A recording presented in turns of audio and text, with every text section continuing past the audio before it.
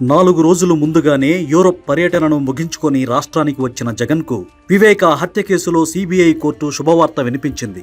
ఈ కేసులో సుప్రీంకోర్టు ఆదేశాల మేరకు సిబిఐ తిరిగి దర్యాప్తు చేసే విషయంలో అభిప్రాయాలు తెలియజేయాలని నిందితులకు సిబిఐ కోర్టు నోటీసులు జారీ చేసింది. తన తండ్రి హత్య కేసులో వెలుగు చూడాల్సిన విషయాలు చాలా ఉన్నాయని, సిబిఐ లోతుగా దర్యాప్తు చేయలేదని, మరింత దర్యాప్తు చేయాల్సి ఉందంటూ వివేక కుమార్తె సునీత సుప్రీంకోర్టులో పిటిషన్ దాఖలు చేసిన సంగతి తెలిసిందే. దీన్ని ఆమోదించిన సుప్రీంకోర్టు 8 వారాల్లో అందరి వాదనలు విని నిర్ణయం తీసుకోవాలంటూ నాంపల్లి సిబిఐ కోర్టును ఆదేశించింది. ఈ నెల 27వ తేదీలోగా కౌంటర్లు దాఖలు చేయాలంటూ వివేక హత్య కేసులో నిందితులుగా ఉన్న కడప ఎంపీ వైఎస్ అవినాష్ రెడ్డి, అతని తండ్రి వైఎస్ భాస్కర్ రెడ్డి, గజ్జల ఉదయ్ కుమార్ రెడ్డి, దేవిరెడ్డి శివశంకర్ రెడ్డి, దస్తగిరి ఉమాశంకర్ రెడ్డి, సునీల్ యాదవ్, టి గంగిరెడ్డికి ఆదేశాలు జారీ చేసింది. ఈ ఆదేశాలు జారీ చేసిన రోజే వివేక హత్యపై ఉన్న ప్రధాన కేసు కూడా విచారణకు రాగా నిందితుల్లో గంగిరెడ్డి, ఉమాశంకర్ రెడ్డి, శివశంకర్ రెడ్డి, వైఎస్ భాస్కర్ రెడ్డి మాత్రమే కోర్టుకు హాజరయ్యారు. ఈ కేసు విచారణ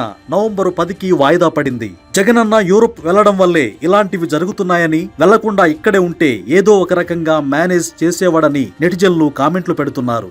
యూరప్ వెళ్లడం వల్ల ఎంత పని జరిగిపోయిందో అంటున్నారు.